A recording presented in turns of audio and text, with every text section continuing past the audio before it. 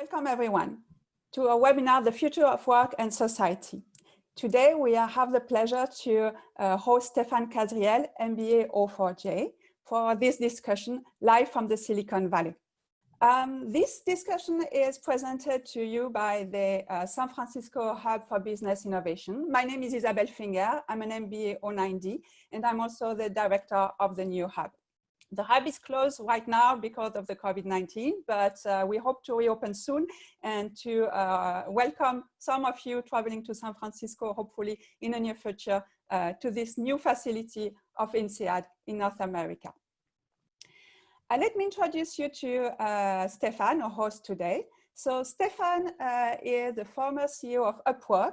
Upwork is a platform who offers the possibilities for freelancers across the globe to offer their services to employees.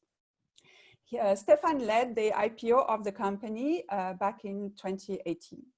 Stéphane is also very involved in the discussion around the future of work, both on the global level with the World Economic Forum and as well on the local level. He's part of the California's Governor Future of Work Commission. Welcome, Stéphane, and thank you for joining us. Thank you for having me. So, Stéphane, tell us, in Silicon Valley, you know a lot of people, everyone knows you. So, but today we have a very global audience. So can you tell us a little bit more about your journey in the Silicon Valley and as an insider, how it was to be successful in this environment? Sure. So I first moved here in '97 after finishing undergrad in Europe and started my first company. So I went to Stanford, did a computer science degree, started my first company in '98. And then I was in the process of selling it when I went to INSEAD. So I came to Fontainebleau for a year in late 2003 and then 2004. And then moved, no, actually I was gonna move back to the US, and then by coincidence, people from PayPal called me to say, hey, we're gonna be launching in Europe. So you're in France already, do you wanna help us launch PayPal in France? And so we stayed, so I have 4 kids, so big family to move. So we stayed in France for 3 years after INSEAD, and I launched PayPal France, and I managed the country for PayPal for a couple of years. And then I moved back to Silicon Valley, still with PayPal for another couple of years. And then left PayPal to help start a mobile payments company called Zong, which we ended up selling to PayPal a couple of years later. So I rejoined PayPal. I did 6 years the first time and 6 years the second time. Second time was really post-merger integration and then figuring out what I wanted to do next. And that's how I ended up at the company that is now called Upwork back in 2012. Upwork was one of, the company at the time was called Odesk, but it was one of my biggest customers. So I got to know the founding team and felt incredibly inspired by the mission of the company.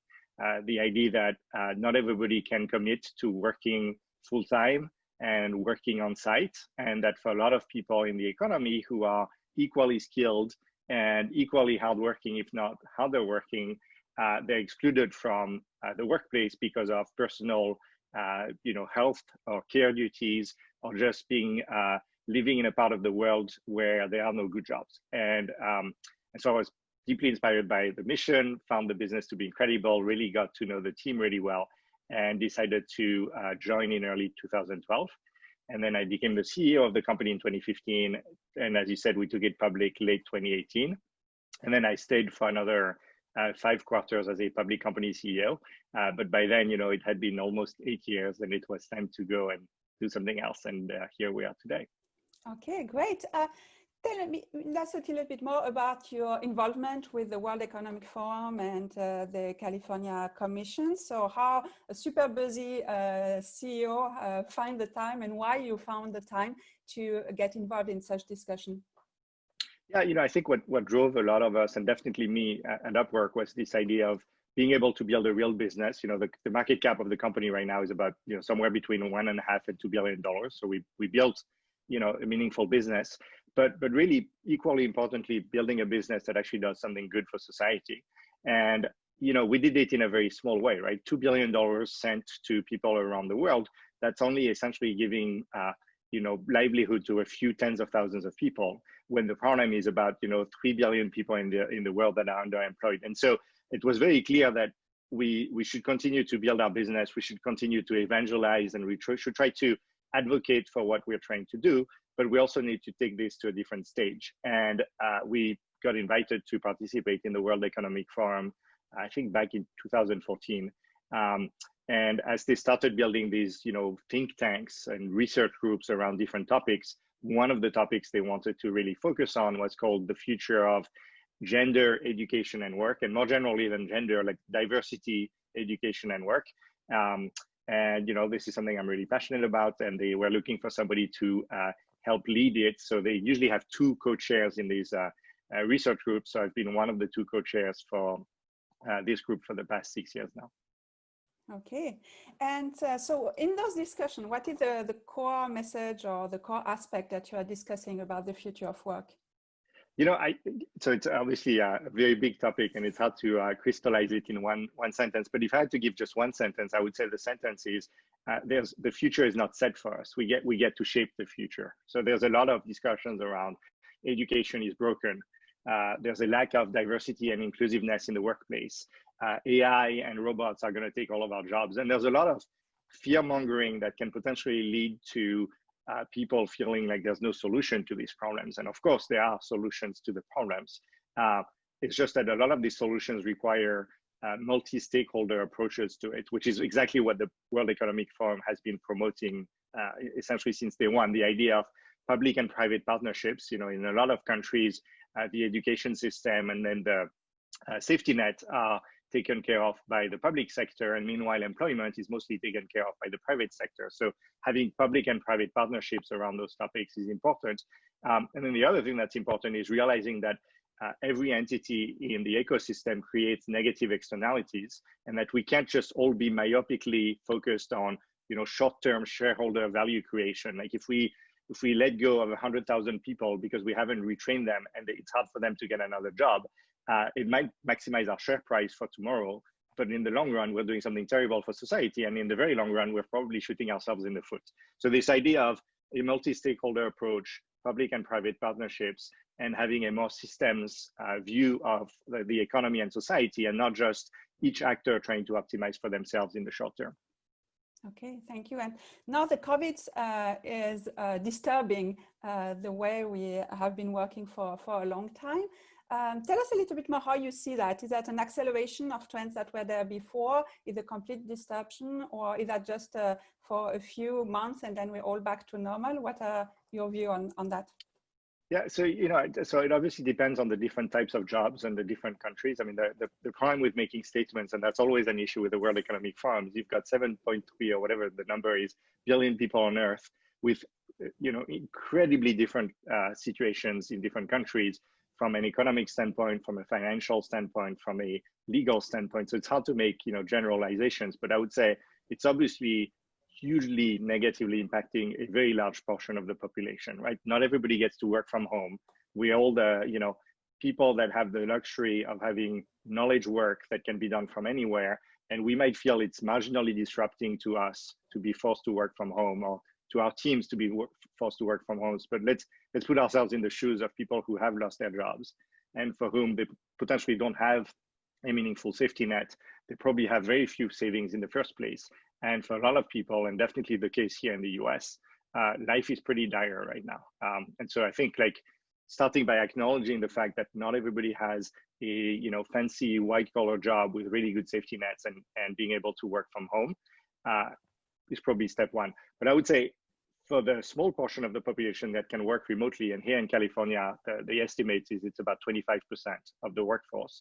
But for the 25% of people that can work remotely, it is still much more challenging than it could be otherwise. When people, so I've been advocating, and Upwork has been advocating this idea of remote work for a long time. And a lot of people were doubtful that this could actually work, and they're experiencing it now, and they're feeling like, hey, it's not working. I have kids at home and they're very distracting to me. And somebody in my family is sick and I'm really scared, or I might be scared for myself. And by the way, the economy is not doing very well right now. So I'm also scared for my job. And then we're not trained to do online work. We don't necessarily have the tools in our company to do online work. We may not have enough, VPN licenses to access the systems or what have you. And so what I say to these people is this is not normal remote work. This is crisis remote work. Nobody was ready for this. You're not supposed to have your kids at home. They're supposed to be in school when you do this. If you're two people in a household, you're supposed to have a good enough broadband. You're supposed to have good, home equipment, starting with desks and offices and all that stuff. And so I would not drive the conclusion that, it's not working just because it's stressful right now.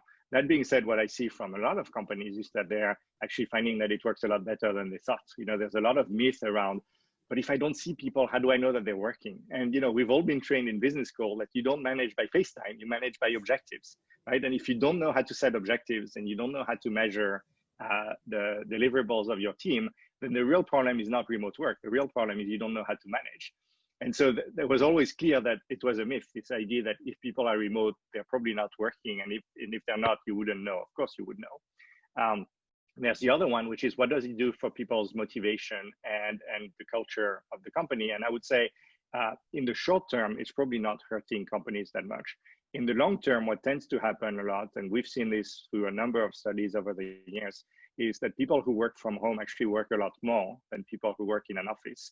And the result of that is a sense of isolation and burnout. And those create mental health issues. And so if anything, what managers should really be doing is providing potentially psychological care for their employees, because in a time of crisis where you have the stress already, and on top of that, you have this idea that if you don't separate work from life anymore, because you don't commute to the office, you're like stuck in your living room and you're working from there, people tend to overwork themselves at a time when they need the space to be able to take care of family and to take care of themselves even more than before.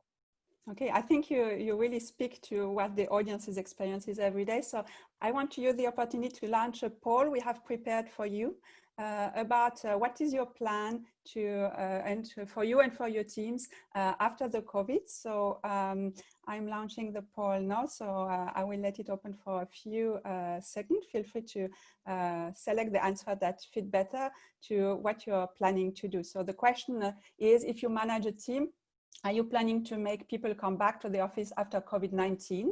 So for now, we have a majority of people saying yes, with some flexibility, meaning something maybe like a few days per week or with some location flexibility. We have 13%, 14% now of people saying no, the team won't be back to the office. It's pretty tight with the yes, everyone will be back, and a few people who still need to make a decision. So I'm ending the poll and I will share with you the results so you can see it. So definitely yes, with some flexibility seems to be the majority of the answer. What flexibility means, I guess, will depend a little bit on a case-by-case basis. Thank you for that. If you have comments about this question or what you plan to do, what it means to offer them some flexibility, please comment in the Q&A box, and we will surface a few comments once we have them. So, Stefan, you're European, you have been living in the US for a pretty long time. Do you see, in terms of geography, a difference between the situation as it is today in the US, in Europe, and maybe in Asia? Or do you think overall right now, because it's a crisis, it seems to be fairly similar? I mean, every country is different. I would say even within Europe, there are, very big differences between different countries.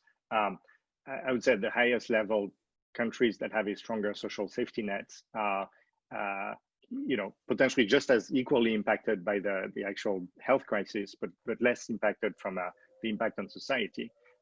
Here in the US and in California, where we tend to be a little bit more, forward-looking in terms of potentially changing the social contract, it's very clear that the current crisis is disproportionately impacting people that were already struggling in the economy. And you see it in particular with the African-American population, who tends to be the population that is both the most impacted from a health standpoint, but also the most impacted from an economic standpoint.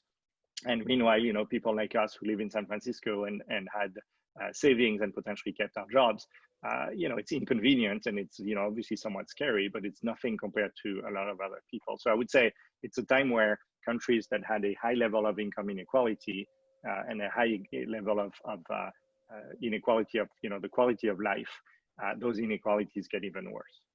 Yeah, and you spoke about the social contract. So if work is changing, if crises are impacting people in different ways, what, in your opinion, are the changes in institutional regulation that should happen after that crisis to make things a little bit easier for many people? So one of the things we've done here in the US and in California in particular is almost a real life experiment of what universal basic income would look like, right? We've essentially, because the unemployment benefits were so limited, there's a large number of people in the US who do not get unemployment benefits if they lose their job. And there are others who get it, but it's such a low amount and it's for so little time that, essentially if they can get another job quickly, unless they had savings, which none of them had, they're going to file for personal bankruptcy. They're going to lose access to healthcare, which obviously is terrible for them, but frankly, it's also terrible for society because then they go into, becoming contagious for the rest of society and what have you. And so I think we've just done a crisis version of what universal basic income would look like in the US. It's too early to read the results. It's also not an A/B test, so it's hard to tell like how bad the situation would have been if we didn't do it.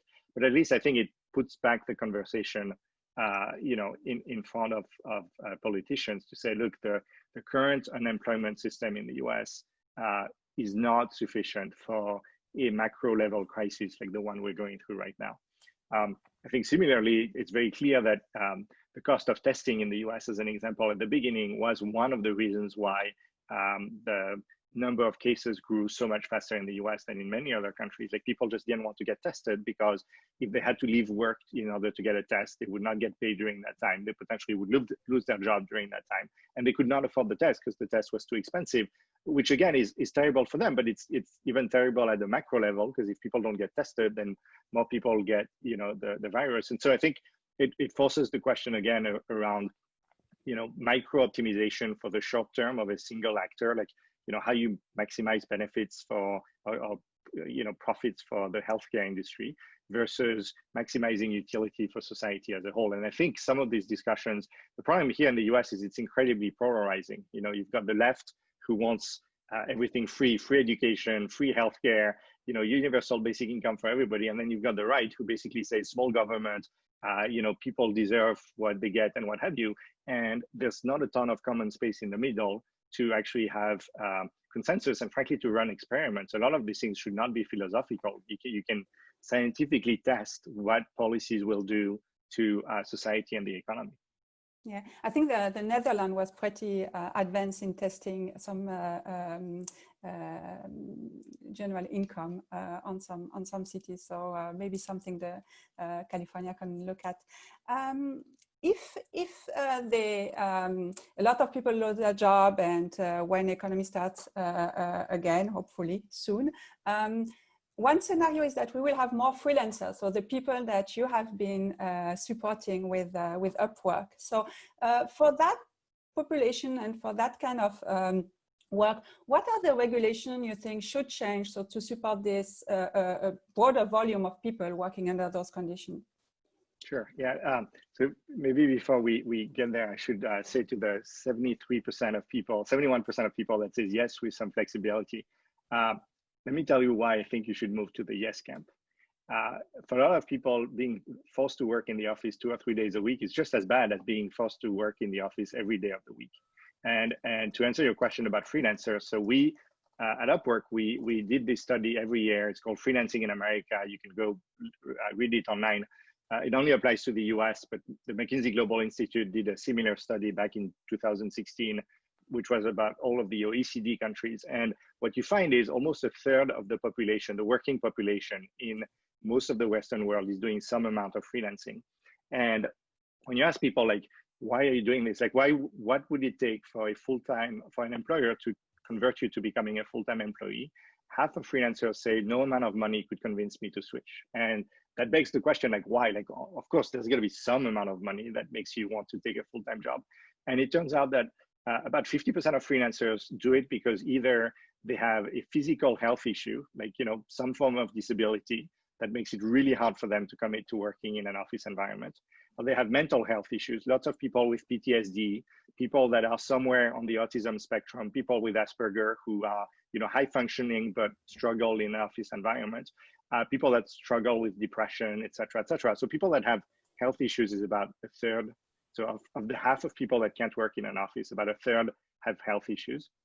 Another third say they can't do it because of care duties. And by the way, like in terms of diversity, this disproportionately impacts women, right? So women in most Western countries bear the brunt of care duties, both with children and with elderly.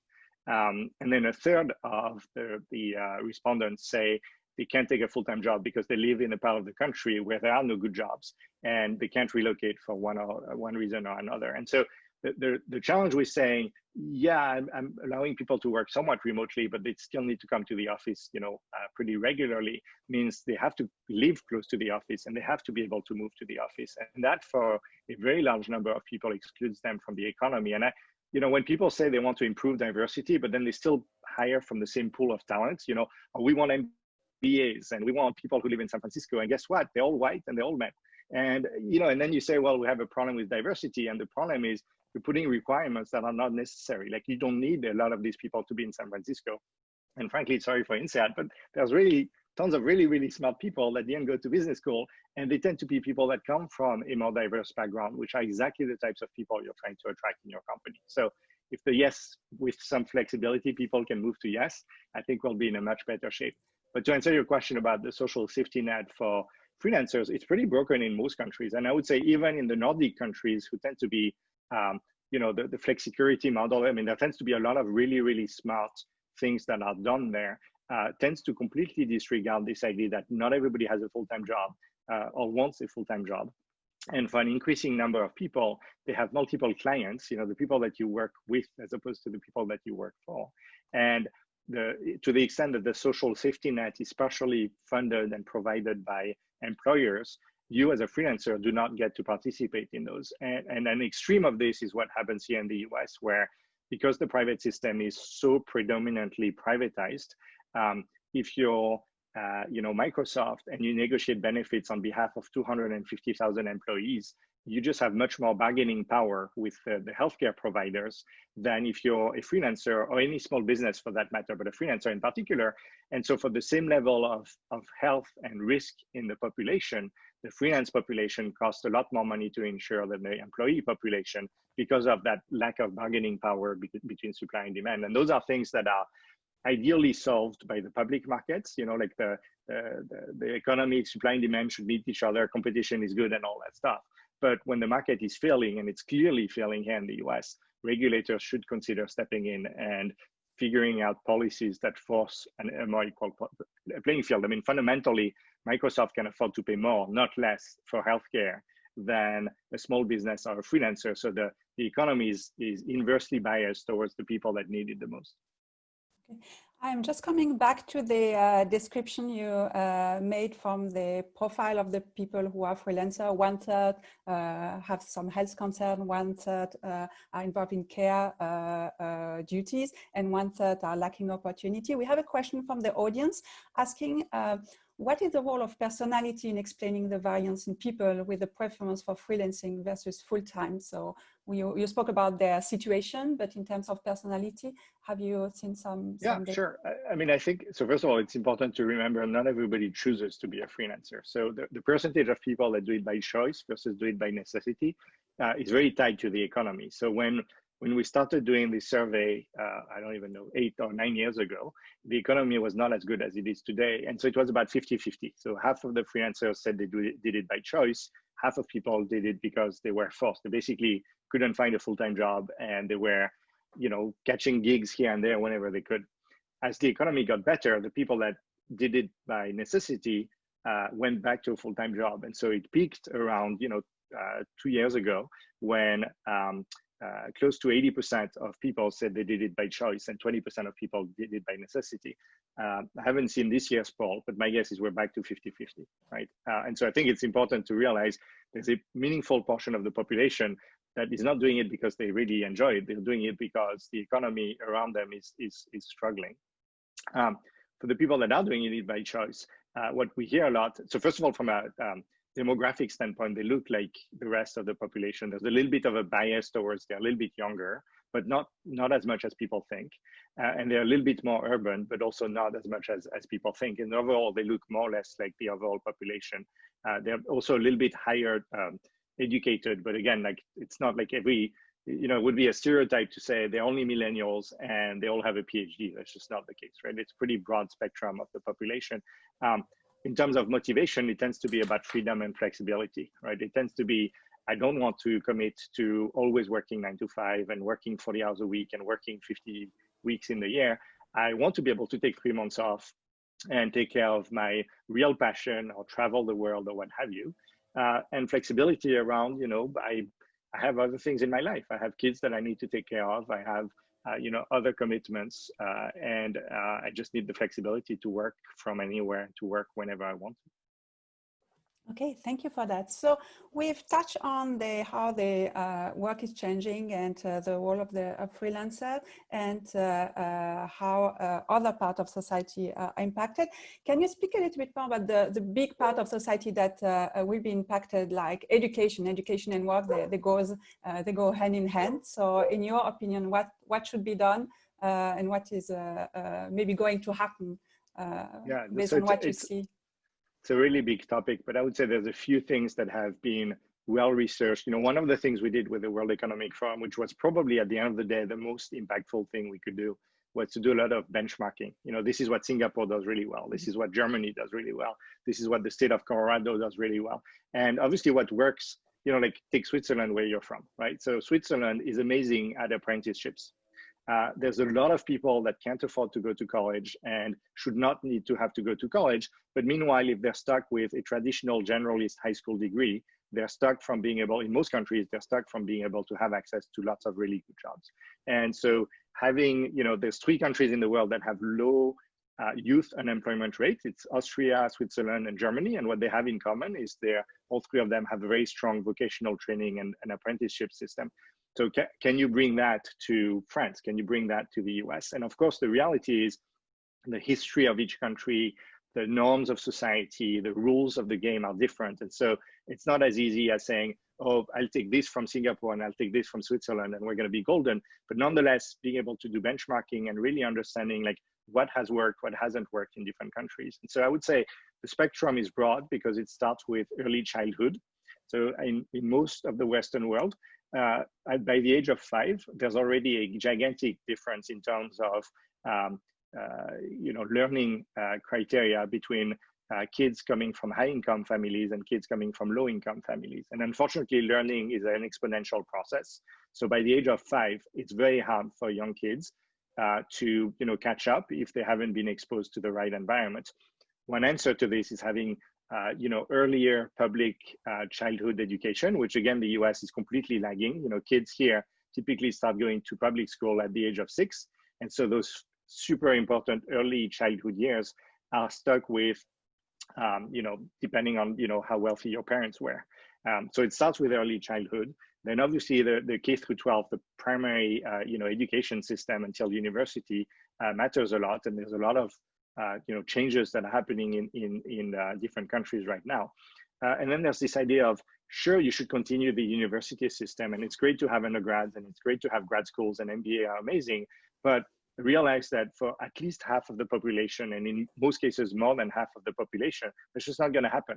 And you know, here in the US, we've been stuck with the same level of college achievement rates for decades, and not for lack of trying, but just because for a lot of people committing to a 4-year degree is completely unaffordable. Even if it was free, like 4 years without having an income, when you have debt at home and you have to take care of your family, it's just completely impossible. And so building alternative vocational trainings is absolutely critical, and making those be acceptable to society. They should not be second-class citizens, you know. And again, like the case of Switzerland and Germany, like the CEO of UBS went through apprenticeship, right? Like CEO of one of the biggest banks in the world.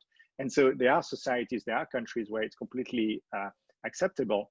We need to make it more acceptable in other countries. And it doesn't need to be the old jobs, it doesn't have to be just for plumbing. I'm on the board of trustees of a school called Holberton, which is vocational training for software developers. The vast majority of software developers in the world don't need to go to Stanford, don't need to get a PhD in machine learning. And we have a dire need for more software developers here in the US. And so building a low cost, much shorter alternative to the 4-year, fancy and expensive Stanford degree, where kids can graduate and get a meaningful job that is paying, $100,000 or more, and doing it at scale, doing it with tens of thousands or hundreds of thousands of students at the same time. Those should be some of the things that we do. And then beyond that is lifelong learning, which is, what we're doing here with INSEAD today. The idea that what you know when you're 25 is still relevant when you're 50 is completely broken now. It was the case probably, 30, 40 years ago when we created the secondary, system back in the US, was the idea that people had to leave the farm to go work in the factory, and they just needed to learn enough to be able to be efficient factory workers.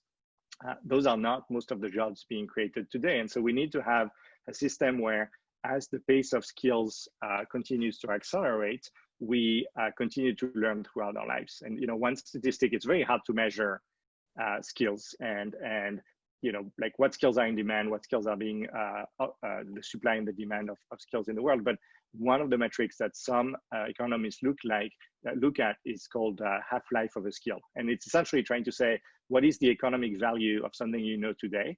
And the estimate right now is that the half-life of a skill is about 5 years, meaning whatever you know today is only half as valuable 5 years from now compared to today. So if your career is going to be 40, 50 years, compound that multiple times, essentially what you've learned when you were 25 is completely irrelevant, and you need to reskill yourself. And there again, the challenge is most companies are very good at reskilling their top people. Like reskilling your top 1%, amazing. It's in your best economic interest. You're close to them anyway. They look like you, so you feel really comfortable with them. The other 99% of your company, not so much. And when companies don't retrain their workers, eventually they have to let them go and hire new people. And if nobody's training those workers, they become unemployable, and they create a burden on society. And frankly, they end up creating a burden on the economy as a whole, because these are not just your employees, they're also your customers. And if they can't afford to buy your goods and services anymore, then nobody's going to be buying your goods and services. Okay, thank you. So in the audience, if you have a question for Stefan, don't hesitate to post them. We will surface them very, very soon. Stefan, you spoke about the acceptance of new kind of education by the workplace, etc. So I think the school you mentioned, Holberton, has a different model. It's not a master. Can you speak a little bit about the emergence of and how the workplace should accept badges and other kind of credentials? Yeah, so like you used to work at Coursera, right? So I would say what they call the MOOCs, right? Those massively, I don't even remember what the acronym, massively online something course. Is one approach to it. The idea that you should be hiring people based on their skills. You should be hiring people based on their attitudes. You should be hiring people based on their characters. And a degree is a proxy for those things. Like you're not hiring a Stanford MBA or the INSEAD MBA or Stanford, something. You're hiring people that have grit, people that are analytical, people that are good communicators, and maybe people that know, C++ or Excel or Tableau or whatever, but the challenge is a lot of companies are not good at describing the work that needs to get done, and therefore not good at describing the skills that are necessary or the attitudes that are necessary, for the stuff to get done.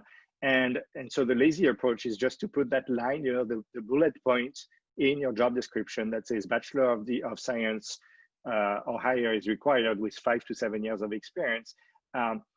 That is one of the worst things you can do from a diversity standpoint. Like if you look here at the US, the percentage of the African-American population that goes to college is significantly lower than it is for the Caucasian population. And so just by putting that one line in your resume, you've already significantly reduced your diversity. There's a company here in the Bay Area called Text.io, And what they'll do is they'll take all of your job descriptions and they'll tell you where you're creating bias. And it's very eye-opening. There are words that will be really off-putting to women. There are words that are completely, removing large parts of the population, who tend to be people that you really want to attract in your company in the first place. You're not necessarily even doing it on purpose. But my point here being, one of the best things that employers can do, beyond the obvious of remove that one line from your job descriptions once and for all, but one of the best things you can do is to really try to understand, like, what is the work that I'm hiring somebody to do? And by the way, does it need to be a full-time employee, or could it just be a freelancer? But based on understanding, like, what is the work needed, understanding, like, what criteria does a person need to meet in order to be successful, and then hire for those things. And to the extent that you're trying to promote internal mobility within your company, train for those things. Who are the people that don't really have all the skills that you need, but have other skills that could learn the skills that are missing and be able to take those jobs internally. And it's really moving from that, degree-based approach, which is very broad and not very inclusive, to much more of a competency-based approach. And this is where, nano degrees like the stuff that Coursera and Udacity and edX and others are providing can be incredibly helpful. You can tell your full-time employees, like, we'll give you a budget to go train yourself on those tools. And these are the top 10 classes we think you should be taking. And if you do well in those classes, these are the job opportunities that are available to you within the company. Okay. Another aspect of society that might change with people working more remotely is urbanism. So I remember we used to joke in the Silicon Valley that we were waiting for the self-driving car so that we can finally live somewhere else and do some work while commuting. We were still in the mindset of going back to the office. So how do you think about the change that in the ways our cities work? Yeah, so if the 71% of people change their mind, I think what you'll find if you talk to your people, like we asked the question specifically about managers. If you ask the same question about people being managed, so individual contributors, what I've found in every study is that people want to be able to have more flexibility. And for a lot of people, they want to live in another place than where they live today. And it's particularly obvious here in the Bay Area. The San Jose Mercury News, which is one of the newspapers, does a study every year where they ask people here in the Bay Area, if you could keep the same job and keep more or less the same pay, would you consider living? And every year the number has been increasing. Last year it was more than 50%, right? So your overall population here of about 5 million people, half of whom are willing to move to another part of the country. Obviously not very good for the local real estate. There's always going to be winners and losers in any change like this, but it's very good for the economy as a whole. And I would give you just two examples of this. One is the majority of the people whose jobs require them truly to be in San Francisco can't afford to live anywhere nearby. California is now the state, and the Bay Area in particular is now the area in the world that has the highest number of super commuters, people that live more than 90 minutes away from where they work. And so increasingly people whose jobs require them to be in San Francisco have to live very far away. And meanwhile, the people that live in San Francisco are doing so because their employers is forcing them to, but increasingly they have jobs that can be done from anywhere else in the state or in the rest of the US. And so the idea here is if you can relax this constraint of people should come to the office, even though their job doesn't require them to be in the office, then it can be a win-win. The people whose jobs really need them to be in San Francisco can afford to live closer because the real estate market, goes down a bit. And meanwhile, the people who say, hey, I don't really want to live here anymore, are able to go live somewhere else. And by the way, when they do that, there's something that economists call the local multiplier effect. And the idea is if you're a highly paid person living in a part of the country that is less wealthy, you create on average another 4 jobs. And it makes sense, right? I mean, like, you're paid a lot of money, you're going to consume goods and services, you're going to go to the doctor, you're going to go to the movies, the museums, and what have you. So you help recreate the local economy. And so pretty quickly, it's not a zero-sum game. Like, pretty quickly, you create massive numbers of jobs. And the real unlock here, which I think is where, you should never let a good crisis go to waste. One of the good outcomes of COVID could be that a number of employers realize, hey, this whole thing about everybody coming to the office is crazy. By the way, the cost of office real estate is massive for a lot of companies. And so maybe we should have smaller offices in more places in the country and allow people to relocate to another part of the country, which gives them a better quality of life. It's great for retention, by the way. Like when somebody moves to, Fresno or Stockton or Sacramento, like a couple 100 miles away from here, they don't get poached by Google and Facebook anymore, at least not right now. And so they tend to be even more loyal to your company, and you save meaningful amounts of money. And so it's really a win-win for everybody. So I want to take a few questions from the audience. So one question is whether young companies less than 5 years of existence are more likely to adopt flexible work practices. Have you seen that in your research? Yes. Yeah. So I mean, it's very true here in the Bay Area, and I would say partly there's a generation thing. The other study we used to do at Upwork was on the company side, right? So Freelancing in America is about freelancers. The other one is called the Future Workforce Report. And this is asking managers, how they feel about flexibility and how they feel about remote and what have you. And it's very clear that there's a huge difference between different generations. When you ask baby boomers who, thankfully from that standpoint, are now retiring, but when you ask them, like, do you think people can work remotely? They look at you like you're completely crazy. When you ask millennials, they're like, of course, why on earth is that even an issue? And the fact that in our daily lives, we've used Facebook and Google and Zoom and what have you, and we also use Uber and Airbnb and all of these things, we're just much more, I say we, I'm not a millennial. The true millennials are much more used to that level of, the idea of things are happening through the internet and things can be more on demand and things can be more remote. Makes a ton of sense for them. And so I think partly younger companies tend to be founded by younger people is one of the answers. Partly, the economy has been very strong in the last, few years.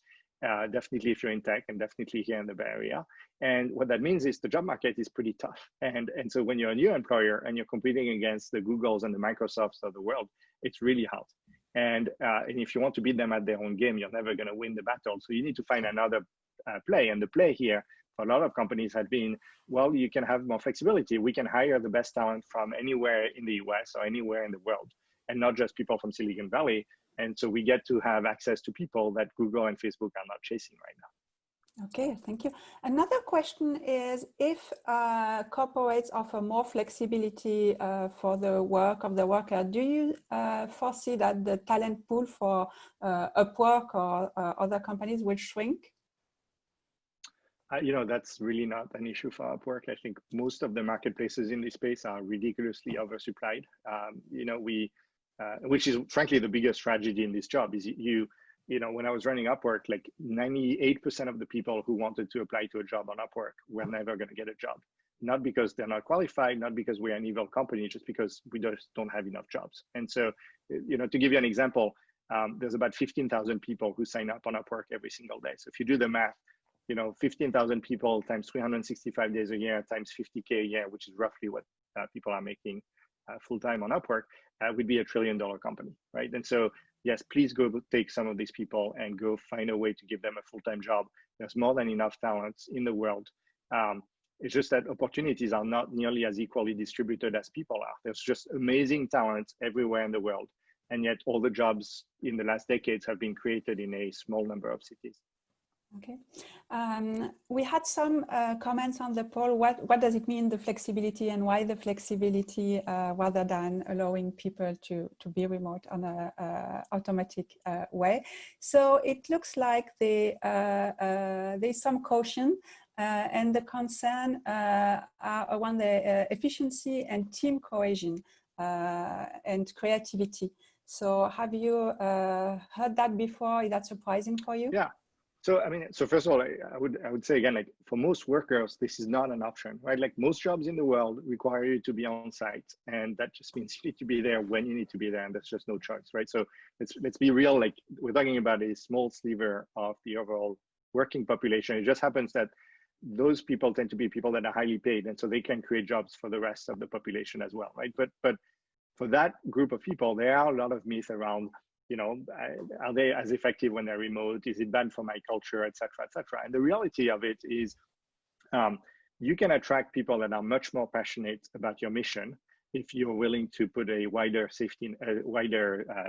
talent net. If you're saying, I'm a widget company and I only hire people in San Francisco. Well, guess what? There's only so many people that are interested in your widgets. If you're saying I'm hiring anywhere in the US, well, you're going to be hiring, some of your customers, some people that are really passionate about what you do. So right there, I think you attract a pool of talent that is both, highly skilled, but also really much more passionate about your company.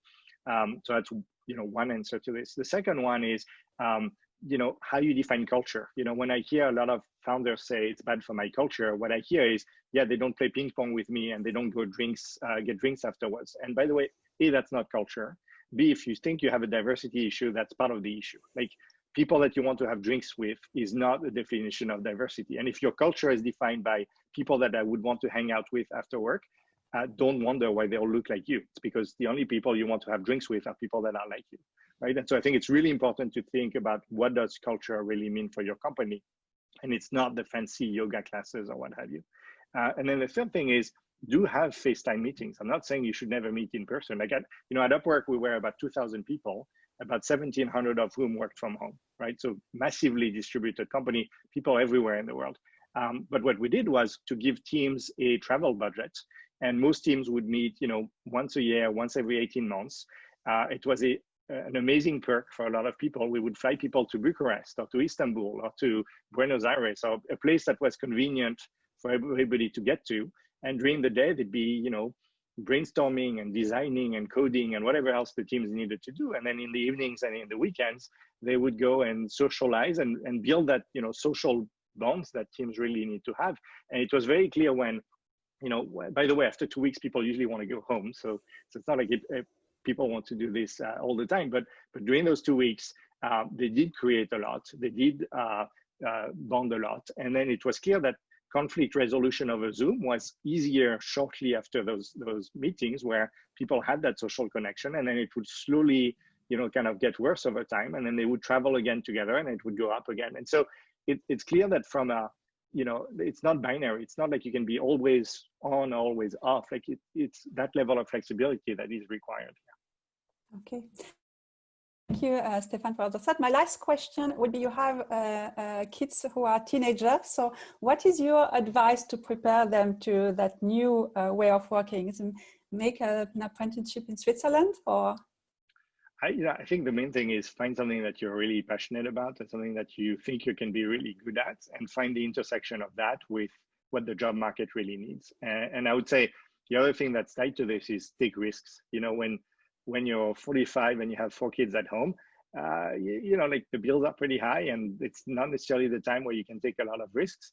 When you're in your 20s and you don't have a huge amount, ideally you don't have a ton of college debt, which is another thing that we didn't talk about. But like, to the extent that you don't have like huge financial constraints in your life, this is the perfect time to start a company. It's the perfect time to go do something that is high beta. It's potentially not going to work, but if it works, it takes your trajectory on an exponential career, faster than people that just go through the traditional corporate ladder.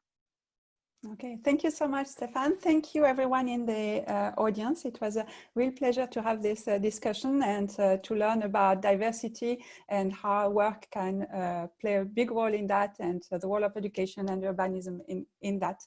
I invite all of you to join us for the upcoming webinar that the Lifelong Learning team at INSEAD is organizing.